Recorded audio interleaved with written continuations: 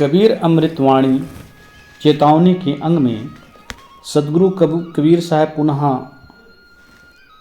लोगों को सजग करते हुए कहते हैं, आज कहे मैं काल भजूं, काल कहे फिर काल, आज काल के करत ही अवसर जासी चाल। लोग कहते हैं कि आज भजूंगा, फिर कहते हैं आज नहीं कल भजूंगा, कल सत्संग करूंगा, लेकिन आज काल के चक्कर में सारा समय नष्ट हो जाता है। इसी प्रकार आज काल करते करते कल्याण साधना करने योग्य समय चला जाता है। मनुष्य को एक ही बीमारी है, समय को टालने की। जो वर्तमान जो समय मिला है उसमें सत्संग भजन कल्याण करते नहीं हैं। कहते हैं कि नहीं आज तो समय नहीं है, कल कर लूँगा। कल का समय आता है उसमें भी सत्संग भजन नहीं होता है।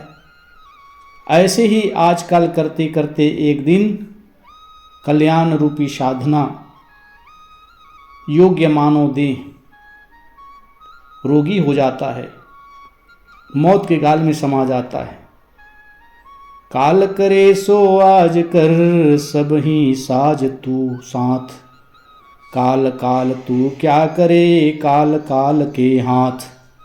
सदगुरु कबीर साहब कहते हैं, जो शुभ कार्य कल करना है उसे आज ही कर लो। जो कल्याण का काम है, जो सत्संग का काम है, जो भजन का काम है, कल के भरोसे मत छोड़ो, आज ही कर लो। क्योंकि शुभ कार्य को टालने से वह सुनहरा अवसर पुनः आए न आए। इसलिए कल पर मत टालो। कल्याण का काम है, साधन का काम है, भजन का काम है, वो कल पर मत टालो। क्योंकि कल्याण साधन की समस्त सामग्री तुम्हारे साथ में है। कल करूँगा तू क्या करता है? कल तो काल के हाथ में है, क्या पता कल क्या हो जाए। इसलिए सदगुरु सावधान करते हुए कहते हैं, कल क्या करता है? कल किसने देखा है? कल काल के हाथ में है, कल क्या होगा ये कोई पता नहीं। काल करे सो आज कर, आज करे सो अब, पल में परलय होएगी, बहुरी करेगा कब। सदगुरु कहते हैं, जो काल कल करना है वो आज ही कर ले। जो कल्याण का काम है, सत्संग का काम है, उसे आज ही कर ले। क्योंकि एक पल में क्या होगा कोई पता नहीं। साहब कहते हैं, जो आज करना है उसको अभी कर ले, क्योंकि पल में ही विनश जाएगा ये जीवन, फिर कब करोगे। पाँव पलक की सुधि नहीं, करे काल का साज, काल अचानक मारसी, ज्योति तर को बाज। पल के चतुर्थांश का तो कोई पता नहीं, चौथे भाग का कोई पता नहीं। पाव पलक की सुधि नहीं, करे काल का साज। और तू कल के लिए साज सज्जा करता है, कल के लिए विचार करता है, कल के लिए सोचता है, कल मैं ये करूँगा, कल मैं वो करूँगा। साहब कहते हैं कि पल के चौथे भाग का भी कोई पता नहीं है। इस धोखा में काल तुम्हें उसी प्रकार अचानक दबोच लेगा जैसे तीतर पक्षी को बाज मार डालता है। साहब कहते हैं कि कल के चक्कर में तू अपने जीवन को नष्ट क्यों कर रहा है? ये धोखा में मत रहा कि कल करूँगा। जिस प्रकार से तीतर पक्षी को बाज मार डालते उसी प्रकार मौत अचानक आएगा, इस संसार से विदा होना पड़ेगा। पाव पलक तो दूर है, मुँह पे कहाँ न जाए, ना जानो क्या होएगा, पाव के चौथे भाई। हे भाई, पल की चौथाई की बात तो दूर है, मुझसे तो यहाँ तक नहीं कहा जाता कि पल के चौथे भाग में क्या होगा। सदगुरु कहते हैं, पल की चौथाई की बात तो दूर है, मुझे तो पता भी नहीं है कि इस चौथे भाग के अंत में क्या होगा। क्योंकि जीवन का कोई आशा नहीं किया जा सकता कि यह शरीर कब तक रहेगा, यह श्वास कब तक चलेगा, अचानक मौत आएगी, विदा होना पड़ेगा। ऊंचा दी से धौहरा माणी चीती पोल, एक गुरु के नाम बिन जम मारेंगे रोल। ऊंची अटारी दिखती है, रंग से लिपि और चित्रों से चित्रित है, परंतु निस्सार है, सब आसार है। सदगुरु कहते हैं ऊंची अटारी अर्थात ऊंचे ऊंचे भवन, जिसमें रंग रोगन अनेक प्रकार के साज सज्जा चित्रों का चित्रण है, परंतु निस्सार है, यह सब धोखा है, सब आसार है। काल एक गुरु के ज्ञान बिना दौड़कर खा जाएगा। शायद कहते हैं काल उसी प्रकार से दबोच लेगा जैसे गुरु के ज्ञान के बिना ये जीव मृत्यु के गाल में समा जाएगा। गुरु के ज्ञान होने के बाद भी शरीर की मृत्यु होगी, आत्मज्ञानी की भी शरीर की मृत्यु होती है, परंतु वो आवागमन के चक्र में नहीं फंसते। जो आत्मज्ञानी है वो कभी भी जो है संसार की माया मोह में नहीं फंसते हैं। ऊंचा मंदिर मेड़िया चूना कली ढुलाए, ये कहीं गुरु के नाम बिन जदि तदि पर लय जाए। चूने पत्थर सीमेंट आदि के बेल बूटे ढलवा कर ऊंचा मंदिर उठवाया। साहब कहते हैं मिट्टी सीमेंट छड़ चूना नाना प्रकार की सामग्री लगा करके सुंदर ऊंचा मंदिर बनवाया उठवाया। एक दिन गुरु ज्ञान बिना तुम्हारा कल्याण नहीं होगा। सदगुरु कहते हैं कि तुम सुंदर कितने भी अच्छे महल बना लो, कितने सुंदर मंदिर बना लो, लेकिन एक गुरु के ज्ञान के बिना जीवन का कल्याण होने वाला नहीं है। मंदिर आदि मायावी पदार्थों तो कभी न कभी नष्ट होंगे ही। जो मंदिर है एक दिन वो भी नष्ट हो जाएंगे। ऊंचा महल चुनाइया सुबरन कली ढुलाए, वे मंदिर खाली पड़े रहे मशाना जाए। स्वर्णमय बेल बूटे ढलवाकर ऊंचा मंदिर चुनवाया, वे मंदिर भी एक दिन खाली पड़ जाएंगे और मंदिर बनवाने वाले शमशान में जा बसे। साहब कहते हैं कितना भी सुंदर संगमरमर का तुम मंदिर बनवा लो, उस मंदिर चुनवा लो, ऊंचा मंदिर बनवा लो, सुंदर मंदिर बनवा लो, वे मंदिर भी एक दिन खाली पड़ेंगे और मंदिर बनवाने वाले शमशान में जा बसेंगे और एक दिन मंदिर बनाने वाले की भी शमशान घाट में उसको जाना पड़ेगा। सातों शब्द जुबाजते घर घर होते राग, ते मंदिर खाली पड़े बैठन लागे काग। नाना प्रकार के स्वर गान करने वाले हारमोनियम के सातों स्वर को बजाने वाले उनके ज्ञाता कोठरी कोठरी में राग रांगनियाँ होती थी, वे मंदिर भी खाली पड़ गए और उन पर कौवे बैठने लगे। सदगुरु कहते हैं कि उन महलों में जहाँ सातों स्वर के राग रंग बजते थे, वहाँ मेले लगते थे, वहाँ कव्वालियाँ सजती थी, गाने सजते थे, वे मंदिर भी खाली पड़ गए और उन पर कौवे बैठने लगे। वह वीरान हो गया, वह सुनसान हो गया। कहा चुनावे मेड़िया चूना माटी लाए, मीच सुनेगी पापनी दौरी के लेगी आए। चूना मिट्टी मंगवा कर कहाँ मंदिर चुनवा रहा है। साहब कहते हैं कि कहाँ तू भवन बनवा रहा है, कहाँ मंदिर बनवा रहा है। चूना मिट्टी लगाकर, अरे पापनी मृत्यु सुनेगी तो आकर धर दबोचेगी। साहब कहते हैं मृत्यु एक दिन तुम्हें आएगी ले जाएगी और तुम ये महल बना रहे हो, मंदिर चुनवा रहे हो, यह भी तो मिटने वाला है। इसलिए तू इस मानव जीवन को कल्याण क्यों नहीं करते हो। कहा चुनावे मेड़िया लंबी भी तो सारी, घर तो 3.5 हाथ घना तो 4.25।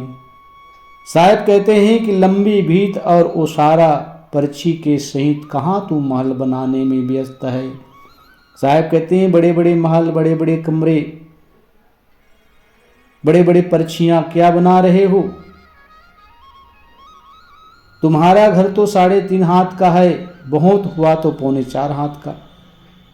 लोग शमशान घाट में गड़ाने के लिए 3.5 हाथ का गड्ढा खोदकर या 4 हाथ का गड्ढा खोदकर उसमें दफना देंगे। वही तेरा असली मकान होगा।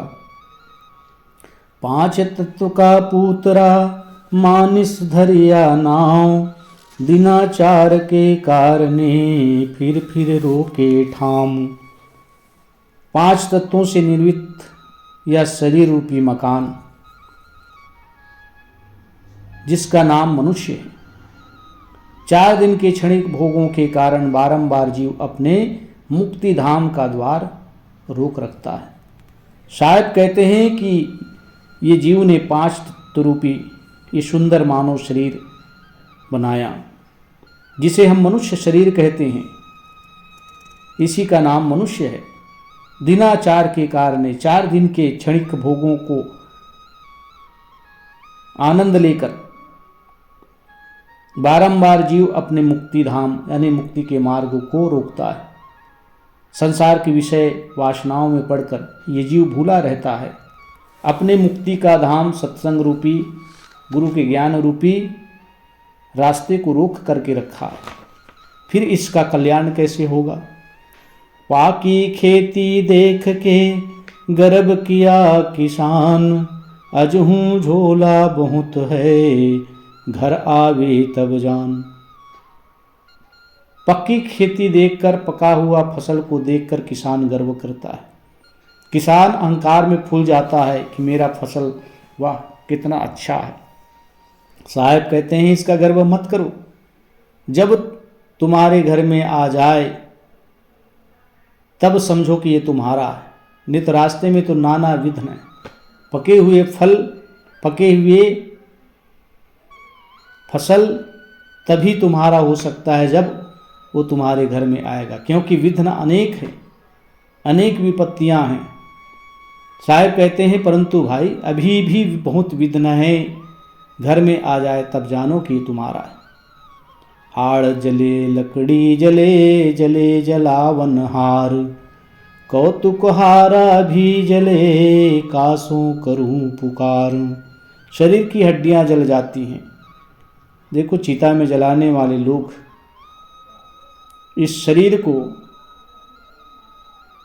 उसके ऊपर लकड़ी रख कर जलाते हैं तो यह हड्डी भी लकड़ी के समान जलती है। साहब कहते हैं शरीर की हड्डी जल जाती है, हड्डी को जलाने वाली लकड़ी भी जल जाती है, और इन दोनों को जलाने वाला मनुष्य भी एक दिन जल जाता है। दाह क्रिया को देखने वाले तमाशाबीन भी एक एक करके समय समय से चले जाते हैं। फिर किसके सामने पुकार कर कहूँ। सद्गुरु यहाँ पर सावधान करते हुए कहते हैं उन जलाने वालों को भी और जलाने के साथ जाने वालों को भी साहब कहते हैं कि शरीर हड्डी की तरह तो जलेगी ही, जैसे लकड़ी जलती है वैसे हड्डी भी जल जाती है, लकड़ी भी जल जाती है, और इन दोनों को जलाने वाला आदमी भी जल जाता है।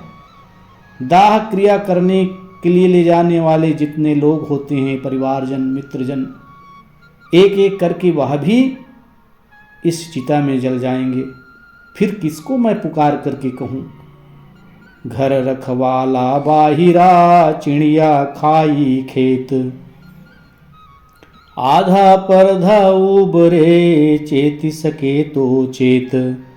शरीर का रक्षक जीव सत्य उपदेश सुनने से बहरा है। अर्थात सद्गुरु कहते हैं कि शरीर को संचालन करने वाला ये जीव सत्य ज्ञान सुनने के लिए बहरे हैं। इनको सत्य ज्ञान सुनने नहीं आता है, ये उस पर ध्यान नहीं देता है, लेकिन कामादि पक्षी नर जन्म रूपी फसल को नष्ट कर दिए। साहब कहते हैं मन की कामनाएं, इच्छाएं, वासनाएं इस मनुष्य जन्म को, इनके आयु को नष्ट कर रहे हैं। बचा खुचा आधा तिहाई बचा लो, सावधान हो सको तो सावधान हो जाओ। साहब कहते हैं अब भी सावधान हो जाओ, क्योंकि अभी भी तुम जग सकते हो, तुम अपना कल्याण कर सकते हो। मौत बिसारी बावरी अचरज किया कौन, तन माटी में मिल गया ज्यों आटा में लौन। साहब कहते हैं कि हे पगली, तू मृत्यु को क्यों भूल गई? इस आश्चर्य में तेरे को किसने डाला?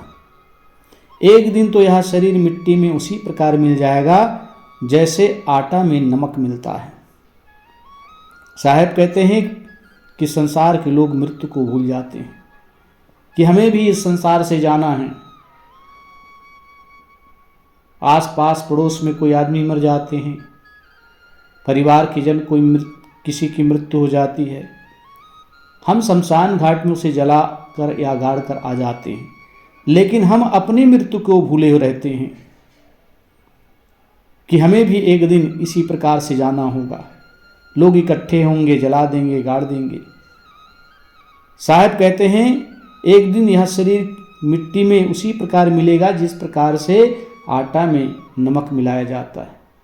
ये शरीर मिट्टी में मिलेगा, तो सावधान क्यों नहीं होते हो?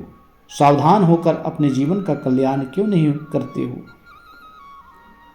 जन्मे मरण विचार के कूरे काम निवारी, जिन पंथा तो ही चालना सोई पंथ संवारी। कर्म फल भोगने के लिए अविनाशी जीव जन्म मरण में घूमता रहता है। कर्म फल को भोगने के लिए ये जीव मानव शरीर लेकर आया, अब इस मानव शरीर से कर्म करता है। यही कर्म संस्कार पुनः प्रारब्ध बनता है।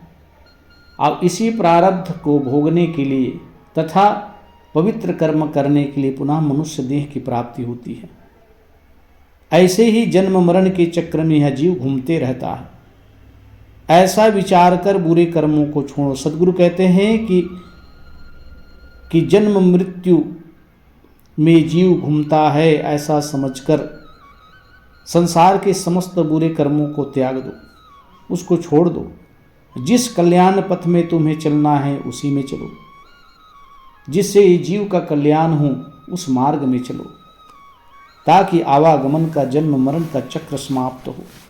यह अविनाशी जीव इसी चक्र में हमेशा भूला रहता है, कर्म करता है और कर्मों को भोगने के लिए पुनः वो संसार में जन्म लेता है। अच्छे कर्म का फल अच्छा और बुरे कर्म का फल बुरा।